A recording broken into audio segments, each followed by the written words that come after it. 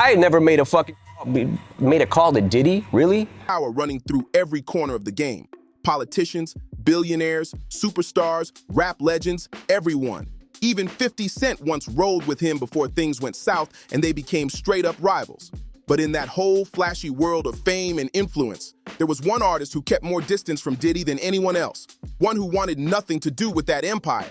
That artist was Eminem. Not in the 90s, not in the 2000s, never. He stayed clear, always doing his own thing. When you hear that bar from Fuel, it hits like a punch, hard and personal. But here's the key part. By the time M dropped that line, he'd already been sending little shots at Diddy for years. Back when Eminem was just fighting for a name in the underground, Diddy was already sitting on top of the hip-hop throne, running Bad Boy Records, the label that every hungry rapper dreamed of joining, but not M. He had his own vision, his own lane. He wanted Aftermath Records with Dr. Dre, the mentor he always looked up to. Together, they changed the whole rap scene forever. But even before the fame, before the platinum records, before the world knew his name, M had already taken a swing at Puff. It went down in 1996 on the track F in Crazy, where he dropped a sneaky bar aimed straight at him. It was the first sign that Eminem wasn't scared of anyone in the industry, even the biggest names in the room. Eminem also had serious tension with another so-called industry giant, Suge Knight, the man behind Death Row Records, home to legends like Tupac, Snoop Dogg, and Dr. Dre. People didn't just respect Suge. They feared him. He was known as the straight-up boogeyman of hip-hop, the kind of figure who ruled with intimidation, power, and raw fear. Suge didn't just move with authority. He controlled everything around him, building his empire by any means necessary. But M? He didn't care one bit about Suge's street legend. That fearless attitude showed crystal clear the day Suge rolled up on the set of 50 Cent's In Da Club video, with a whole squad of Mexican gangsters behind him. Most people would have backed off, but not Eminem. He stepped right outside, face to face with Suge and his crew, like he had something to prove. Later, M even recorded a diss track aimed straight at Suge, no holding back, but it never dropped, because Dr. Dre told him not to, saying it wasn't his fight to pick. Still, that track eventually leaked, and it was vicious. And here's the thing. If Eminem had the guts to stand up to Suge Knight, one of the scariest men in hip-hop, then why would he ever be scared of Diddy? Honestly, with everything that's come out about Puff over the years, people are starting to wonder who was the real danger behind the scenes, Suge or Diddy. But let's get back to the real story. Eminem's shots at Diddy didn't stop. In 2000, on the Marshall Mathers LP, M came at him again. The first line might have sounded playful, not too serious. But the next one, way darker. He brought up Diddy's then-girlfriend, Jennifer Lopez, and threw in a wild line about what he'd do if he ever got the chance. It was shocking, even for M. Then he dropped another bar that made people's jaws drop. I have a son and a new brother at the same time, and just say that it ain't mine. What's my name? That was pure chaos. Puff never fired back, but it's pretty clear he didn't find any of that funny. Even though M's lyrics were bold, there was never an all-out feud between the two. No public beef, no diss wars, nothing.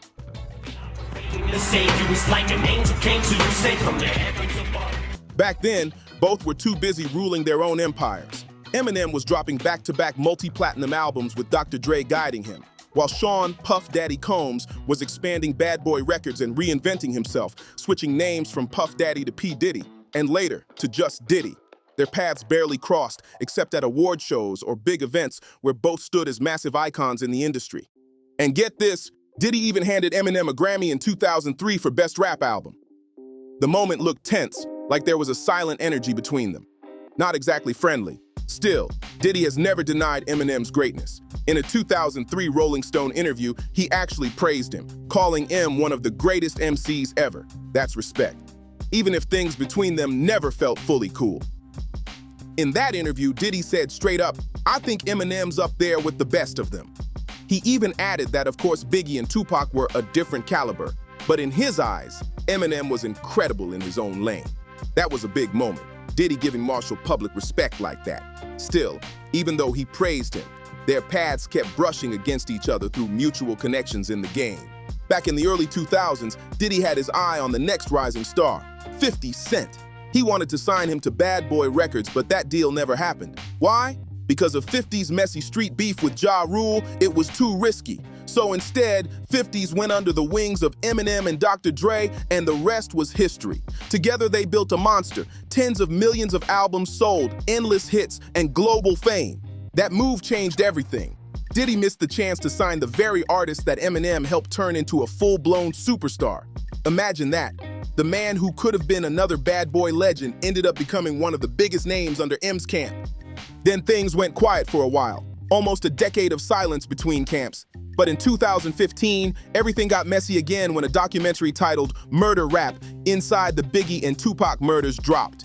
In it, retired LAPD officer Greg Kading dropped a bombshell claiming that Diddy had allegedly ordered Tupac's murder for $1 million, and that one of the shooters was Kef D. The industry was shook. When that shocking claim from the Murder Rap documentary hit the streets, 50 Cent jumped on it fast, saying straight up that he believed Diddy really was behind Pac's killing.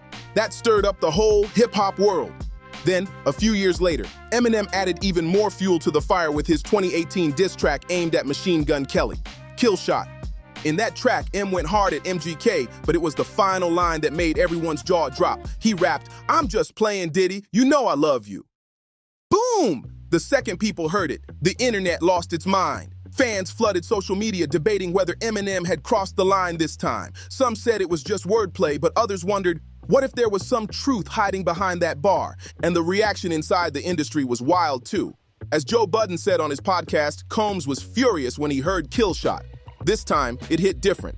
Diddy couldn't just laugh it off or stay quiet. In the past, he'd brushed off Eminem's shots, but not this one. Tupac's death has always been a sensitive, painful subject for Diddy, and he's constantly denied any link to it, dodging questions whenever that topic comes up. Later on, when Eminem talked about his beef with MGK in an interview, he gave a little hint about where things stood between him and Diddy.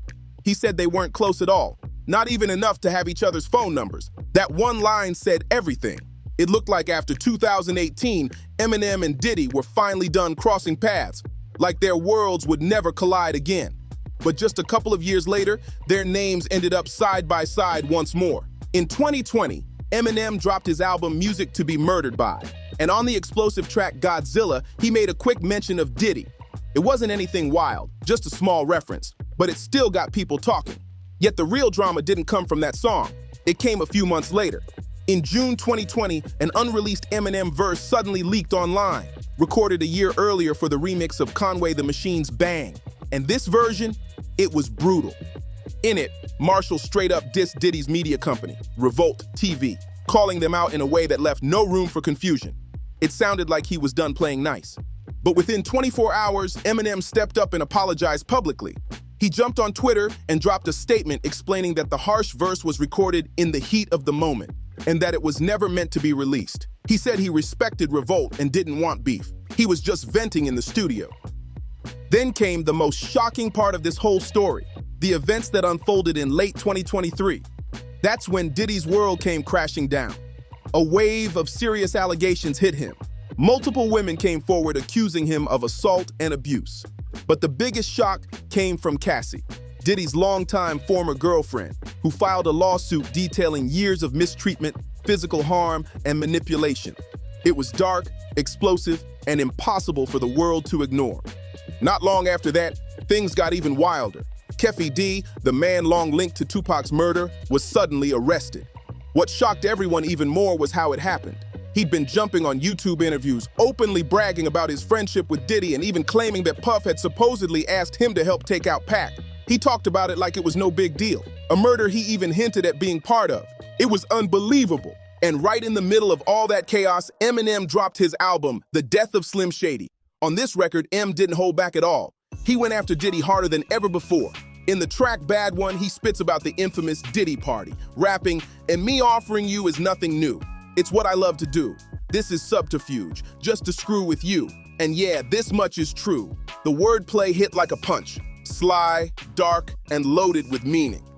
Then, on Antichrist, Marshall took it even further, referencing the disturbing video that surfaced of Diddy allegedly mistreating his ex-girlfriend Cassie, a moment that left fans stunned and disgusted. But the most brutal shots came on the track Fuel. That's where M dropped his most cutting line yet, saying that R-A-P-P-E-R spelled without a P spells Ray R, and explaining that S-A stands for sexual assault. Then he ended it cold, R.I.P., rest in peace. It was dark, direct, and unlike anything Eminem had ever said about Diddy before. After the death of Slim Shady dropped, the hip-hop world exploded again. Fans couldn't believe how far Eminem had pushed it this time. The bars were raw, the tone was fearless, and every track felt like a direct message aimed straight at Diddy. Social media lit up with breakdowns, theories, and reactions. Some people called him a hero for exposing what everyone else was too scared to say, while others said he'd gone too far and was playing with dangerous fire. Diddy stayed completely silent at first. No statement, no denial, nothing. Just silence. But behind the scenes, sources claimed he was furious, calling the album disrespectful and crossing the line. People close to the situation said there was real tension, with Diddy allegedly reaching out to mutual industry contacts to find out if M had more unreleased material lined up. It felt like the Cold War between them had just reached its peak. Meanwhile, fans were digging through every lyric, looking for hidden clues, secret references to Diddy's parties, to old rumors, and even to things that had never been publicly confirmed. Every word became a headline. Even other rappers started commenting, saying M was breaking the unspoken rules of the industry by calling out someone that powerful. Now, as more evidence, interviews, and leaks keep coming out, people are starting to see this feud not just as entertainment, but as something way deeper. It's no longer just about rap beef or bars. It's about truth, power, and how far one man is willing to go to say what everyone else is afraid to shout out loud. Biggie and Pac, both of y'all should be living, but I ain't trying to beef with him because he might put a hit on me like Keffy D. Get him! That bar hit like lightning. And the winner is Eminem, the Eminem Show. Yes, sir. In the remix of Fuel, Eminem didn't just tease the topic, he went even deeper, straight into the heart of one of hip-hop's darkest mysteries. He doubled down on the idea that Biggie's murder was the domino effect of Tupac's death, like one tragedy triggered the next. After everything M said about Diddy on the death of Slim Shady, it's clear, they're not friends, not even close. Eminem's loyalty lies with 50 Cent, no question about it, and that alone means he'll never stand beside Diddy. And Diddy? He's taking all this seriously too. After 50 released his explosive documentary, Diddy allegedly sent 50 funeral flowers. That move said it all. A silent message that tension still runs deep, and maybe that grudge now stretches to Eminem as well. When you look back, it all becomes clear. Eminem's never feared anyone. Not Suge Knight, not Diddy, not a single so-called industry giant. He's always stood his ground no matter how powerful his target was. And that's why this story keeps shaking the game. So what do you think? Is Eminem exposing hidden truths or just stirring up chaos for the culture? Drop your thoughts below. Don't forget to like, subscribe, share, and comment to keep this conversation alive.